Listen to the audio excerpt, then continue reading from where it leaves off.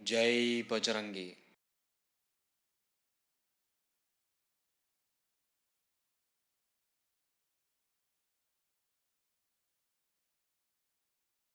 రామాపురం అనే గ్రామంలో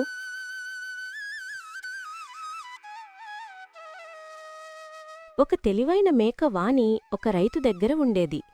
వానికి 2 పిల్లలున్నారు. వానికి తన పిల్లల గురించి ఒక భయం ఉండేది. అది ఏమిటంటే వాళ్ళు ఉన్న ప్రాంతం దగ్గర్లోనే ఒక దట్టమైన అడవి ఉంది.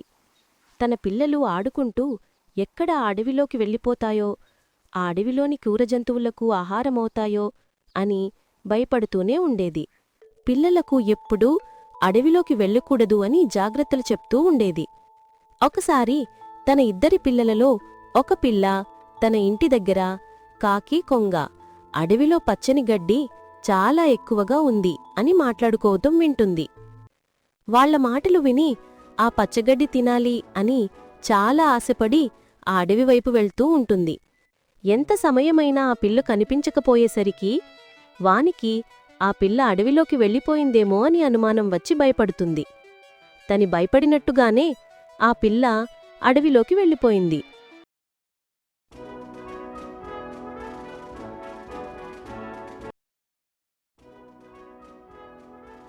ఆ పిల్లను హైనాలు చుట్టుముడుతాయి.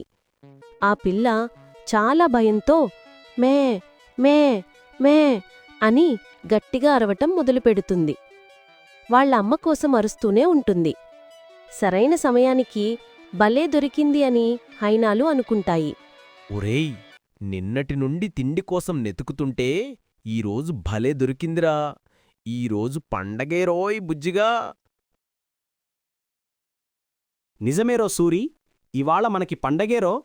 చాలా తాజా మాంసం దొరికింది అని సంబరపడతాయి.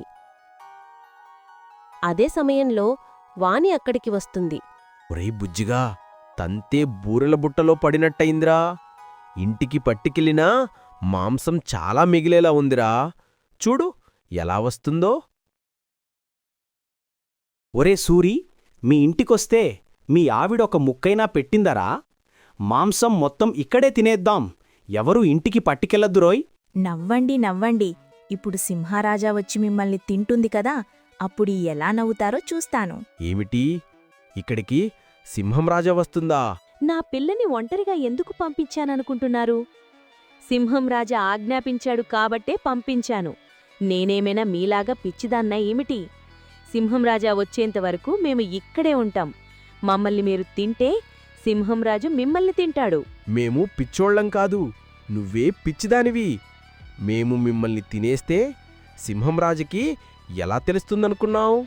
మీకు సింహంరాజు పిచ్చివాడిలా కనిపిస్తున్నాడా? ఈ అడవికే రాజు. మమ్మల్ని ఇక్కడ కాపలా పెట్టాడు. మాకు ఏనుగును కాపలా పెట్టాడు. నేను చెప్పాల్సింది చెప్పాను. మీరు మమ్మల్ని తినాలి అనుకుంటే తినేయండి. వాని చెప్పిన మాటలు విన్న హైనాలు ఆలోచనలో పడతాయి. ఏనుగు మనల్ని చూసేసింది.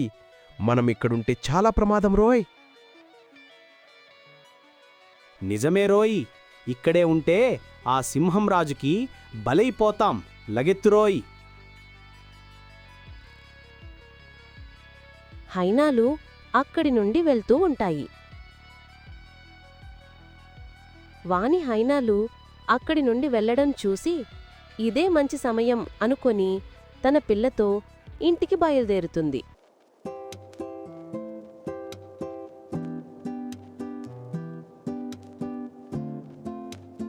కాని వాళ్లకి మధ్యమార్గంలో సింహంరాజు ఎదురవుతాడు. సింహంరాజుని చూసి వాళ్లు భయపడుతూ ఉంటారు.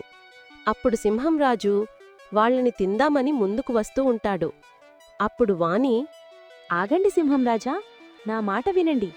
మాకు ఎటువంటి హాని జరిగినా మీ ఆవిడ శివంగి మిమ్మల్ని ఊరుకోరు. మీరు ఇక్కడికి ఏమి విహారయాత్రకు రాలా, మీ ఆవిడ శివంగి రమ్మంటే వచ్చాం. ఏమిటి, శివంగి రమ్మందా? నాకు కథలు చెప్తున్నావా? లేదు సింహంరాజా, మీకు నేనెందుకు కథలు చెప్తాను? మేము మీ ముందు ఎంత సింహంరాజా? ఈ అడవిలో ఎదురులేని సింహంరాజు మీరు. మీకు ఎవరైనా అబద్ధాలు చెప్పగలరా? అవును, నువ్వు చెప్పింది అక్షర సత్యం. నా ముందు అబద్ధం ఆడే ధైర్యం ఈ అడవిలో ఎవరికీ లేదు. అలా వాని పొగడ్తలతో సింహాన్ని మాయచేసింది. సింహం వాని మాటలకు మనసులో మురిసిపోయి అక్కడి నుండి వెళ్ళిపోయింది. వాని తన పిల్ల ఇద్దరూ ఇంటికి బయలుదేరారు.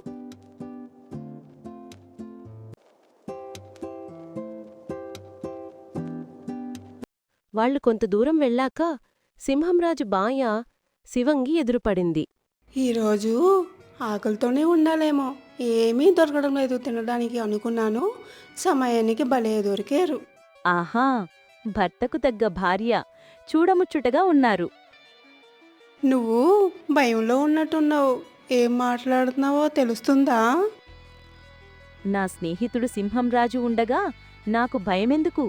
నా స్నేహితుడు సింహంరాజు తన భార్యకు బహుమతి తెమ్మంటే ఇప్పుడే సింహంరాజుకు ఇచ్చి ఇలా వస్తున్నాను. అందుకే అంటున్నాను, మీరు మంచి జంట అని. నాకు మీరు సింహంరాజు భార్య అని తెలుసు. అవునా? నిజమా? నా భర్త నా కోసం బహుమతి తెప్పించాడా? అయితే నేను వెంటనే ఇంటికెళ్ళాలి. అలా వాని తన తెలివితేటలతో శివంగిని కూడా బురిడీ కొట్టించింది.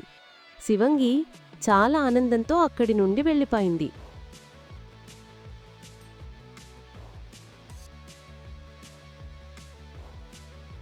వాని తన పిల్ల ఇద్దరూ ఇంటికి బయలుదేరారు.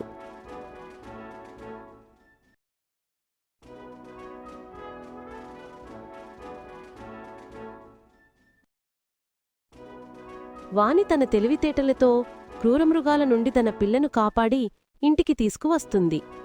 తల్లి మనసు ఎంత గొప్పదో వాని నిరూపించింది. ఇంటికి రాగానే వాని మనసు కుదుటపడింది.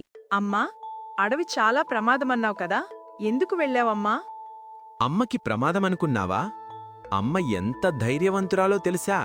తన తెలివితేటలతో హైనాలను, సింహాన్రాజుని, శివంగిని ఇట్టే బురిడి కొట్టించింది. అమ్మా, అన్న చెప్పేది నిజమా? అవును, ఎటువంటి ప్రమాదం వచ్చినా గుండె ధైర్యం కోల్పోకూడదు. బుద్ధి, తెలివితో ఎటువంటి ప్రమాదాన్నైనా ఎదుర్కోవాలి.